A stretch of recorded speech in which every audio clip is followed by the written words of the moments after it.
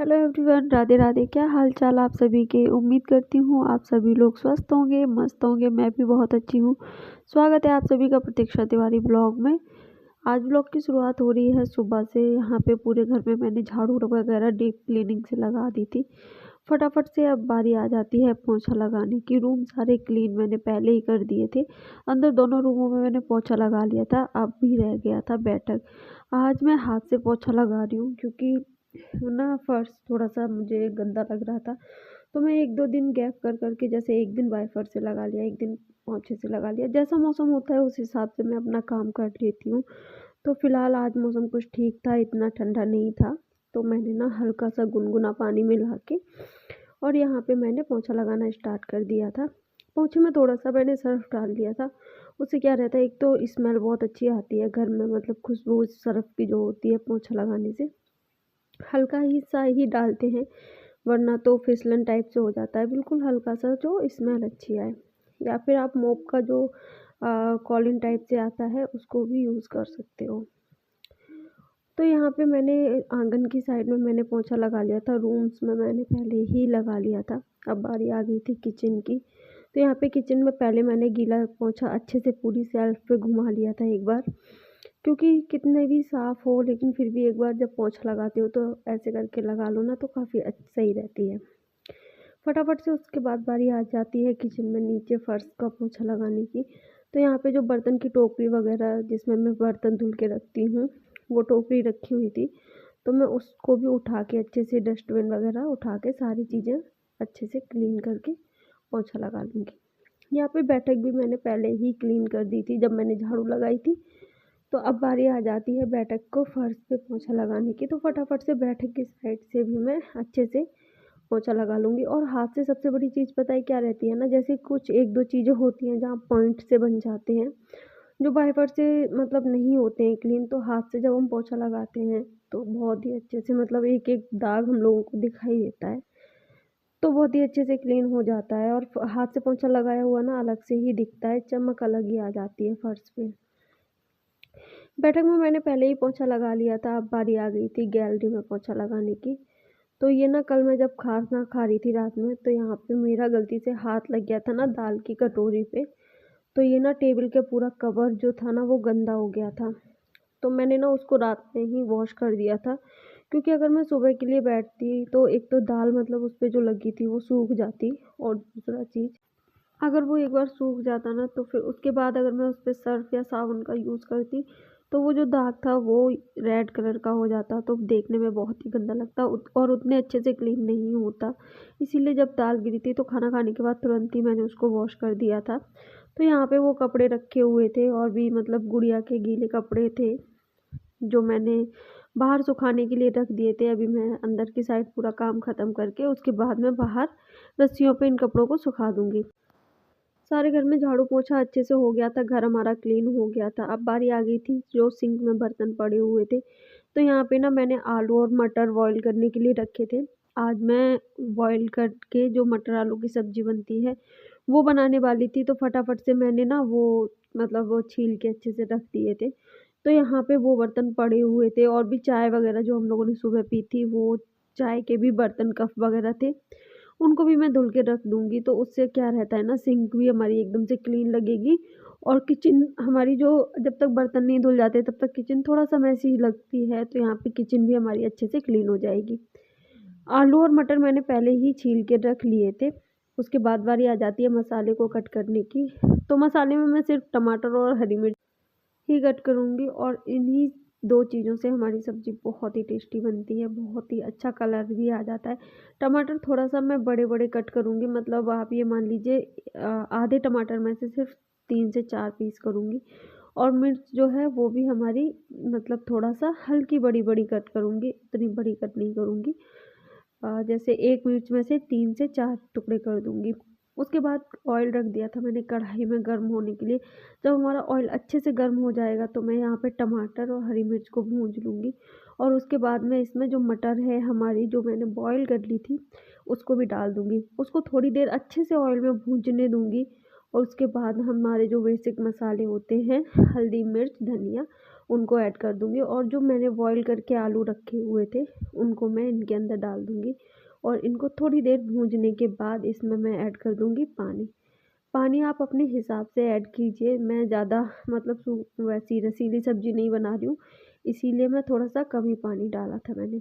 यहाँ पे उसके बाद मैंने आमचूर डाल के और सब्ज़ी हमारी हो गई थी रेडी और बहुत ही टेस्टी लग रही थी, बहुत ही अच्छा कलर आया था। और सबसे बड़ी चीज़ है कि ये सब्ज़ी झटपट से बन जाती है, ज़्यादा टाइम भी नहीं लगता क्योंकि मटर भी बॉयल होती है और आलू जो हमारे होते हैं वो भी बॉयल होते हैं। बस जो भी टाइम लगता है हमारा वो टाइम लगता है मसाले को भूनने के लिए, बस वही टाइम लगता है, बाकी का टाइम नहीं लगता है इस सब्ज़ी में। नीचे से खाना वगैरह खाने के बाद मैं आ गई थी ऊपर गुमटी में क्योंकि आज मुझे ना ये शू रैक साफ़ करना था। जब वो नीचे हमने दुकान का सामान शिफ्ट करा था, तो इस शू रैक को मैंने नीचे से ऊपर पहुँचा दिया था और ये ना ऐसे ही रखा हुआ था, मतलब टाइम ही नहीं मिल पा रहा था। ऐसा लग रहा था कि चलो कल कर लेंगे करके इतने सारे दिन हो गए थे टालते-टालते। और ऐसा होता है, मतलब इतना समय नहीं लगता काम करने में, लेकिन जो हम सोचते हैं ना तो उस चीज़ में बहुत टाइम लगता है। जैसे आज कर लेंगे, कल कर लेंगे, ऐसे कर के हमारे 3 से 4 दिन हम निकाल देते हैं और जब हम काम करने बैठते हैं तो वही काम केवल 10 मिनट के अंदर हो जाता है। तो यहाँ पे जो सूरज था उसको मैंने खाली कर लिया था, अच्छे से उसको झाड़ू से मैंने क्लीन कर दिया था। उसके नीचे भी मैं अच्छे से पूरा ईंट वगैरह जो रखी हुई थी उनको मैं हटा के अच्छे से कर दूँगी क्लीन और यहाँ पे जो भी एक्स्ट्रा शूज़ थे उनको भी मुझे आज हटाना था। मतलब एक्स्ट्रा बोले तो मतलब जैसे कि ऐसा होता है ना कि शूज़ हम ला के रखते रहते हैं और उतने शूज़ यूज़ नहीं होते हैं, पहनते नहीं हैं। उनमें से पहनते हम 4, अगर 10 जोड़ी हैं तो उसमें से 6 जोड़ी हम पहनते हैं कंटिन्यू और बाकी के 4 जोड़ी ऐसे ही रखे रहते हैं, तो वो रखे-रखे बेकार ही हो जाते हैं। वही हमारे यहाँ हुआ था कि शूज़ काफ़ी सारे थे हस्बैंड के जो बेकार थे, जो मतलब फेंकने थे। तो यहाँ पे वही शूज़ मैंने जो भी फेंकने वाले थे उनको फेंक दिया था, हटा दिया था और बाकी के मैं सेट कर दूँगी इसमें। तो शू रैक में पहले मैंने अच्छे से ना जो न्यूज़पेपर होता है उसको बिछा दिया था, क्योंकि न्यूज़पेपर हम लगा देंगे ना तो बहुत ही अच्छे से मतलब सुंदर सा भी लगता है, देखा हुआ देखने में भी ऐसा लगता है कि हाँ चलो हमारा शू रैक क्लीन हो चुका है। और बाकी के शूज़ मैं अच्छे से सेट बना के सारे रख दूँगी। उसके बाद बारी आ गई थी यहाँ पे झाड़ू लगाने की, तो गमले के नीचे से अच्छे से मैं यहाँ पे झाड़ू भी लगा लूँगी, सारा सामान साइड कर के लगा लूँगी झाड़ू। तो यहाँ पे जब झाड़ू मैं वैसे तो मतलब एक दिन छोड़ के ऊपर से झाड़ू लगाती हूँ जीने से, क्योंकि ऊपर साइड से मतलब वो उतना गंदा नहीं होता है, तो जैसे एक दिन छोड़ के बस वही जो गमले के पत्ते वगैरह हैं वही गिरते हैं, तो उन्हीं की वजह से थोड़ा-सा गंदा हो जाता है। तो एक दिन लगा लेती हूँ, दूसरे दिन मतलब गैप करके फिर एक दिन लगा लेती हूँ। इस तरीके से मैं ऊपर गुमटी से पूरे से झाड़ू लगा के लाती हूँ। उसके बाद बारी आ गई थी जीने में, पूरी साइड जीने में भी मैं अच्छे से झाड़ू लगा लूँगी। तो यहाँ पे झाड़ू वगैरह हमारी लग चुकी थी। उसके बाद सीधा मैं मिल रही हूँ आपको शाम को। तो यहाँ पे दोपहर में ना हम लोगों ने मूँगफली वगैरह खाई थी, मतलब शाम को 4 5 से 6 बजने का टाइम होगा अभी। और यहाँ पे जो मूँगफली वगैरह हमने दोपहर में खाई थी, तो वो छिलके जो थे ना उनको मैंने कैरी बैग में रख दिया है। इनके लिए मैं इन मतलब छिलकों से बनाऊँगी गमलों के लिए खाद। तो मतलब मुझे नहीं पता था, लेकिन ये चीज़ मतलब मम्मी ने मुझसे बोली कि इस तरीके से बनाना, इनको ना कढ़ाई में डाल के अच्छे से जला दूँगी तो ये जो खाद होती है ना वो बहुत ही ज़्यादा फ़ायदा करती है। गाँव में हमारे पास ऑप्शन होता है, भैंस वगैरह होती है तो उनका गोबर वगैरह होता है, उससे हम खाद बनाते हैं, लेकिन सिटी में हमें यही खादों से काम चलाना पड़ता है। जैसे सब्जियों के छिलके हो गए, ये सारी चीज़ों से ही हम खाद बना सकते हैं। तो यहाँ पे ना सुबह की सब्ज़ी रखी हुई थी, तो डुग्गू ने डिमांड की थी कि मैगी बनाओ, तो मैंने सोचा कि चलो सबके लिए ही बना देती हूँ। तो यहाँ पे जो मैगी के पैकेट्स थे वो मैंने पहले ही थाली में निकाल लिए थे, अब बारी आ गई थी मसाले को निकालने की। तो यहाँ पे मसाला भी मैं एक कटोरी में निकाल लूँगी और आज मैं मैगी कुछ अलग तरीके से बनाने वाली हूँ। तो फटाफट से जो मैगी और मसाले थे उनको मैंने निकाल लिया था थाली में और एक कढ़ाई में मैंने रख दिया था यहाँ पे पानी बॉईल होने के लिए। आलू मटर की सब्ज़ी बनाई थी, उसको मैंने कढ़ाई में घेर दिया था और थोड़ा-सा मैंने ना इसमें नमक भी डाल दिया था और उसके बाद जो मसाला मैंने पैकेट खोले थे, उनको मैं आधे मसाले को अभी ऐड करूँगी और आधा मसाला मैं डालूँगी जब हमारी मैगी बन जाएगी तब। उसके बाद सारा मसाला वगैरह डालने के बाद मैंने इसको कर दिया था अच्छे से कवर जब तक हमारी मैगी बन रही है तब तक फटाफट से जो भी बर्तन पड़े हुए थे चाय वगैरह के वो मैं अच्छे से वॉश करके रख दूंगी टोकरी में। मैगी हमारी बन के हो गई थी रेडी, और ऊपर से जब मैगी बन जाएगी ना तो तब हम जो आधा मसाला जो मैंने बचाया था उसको भी गेर दूंगी और इसको उसके बाद थालियों में सर्व करके निकाल लूँगी। मैगी खाने के बाद जो भी बर्तन थे चाय के और मैगी के उनको मैंने अच्छे से क्लीन करके रख दिया था, और एक कटोरे में किचन के मैंने डाल लिए थे कपड़े और ऊपर से डाल दिया था जो कॉलिन होता है हमारा उसको।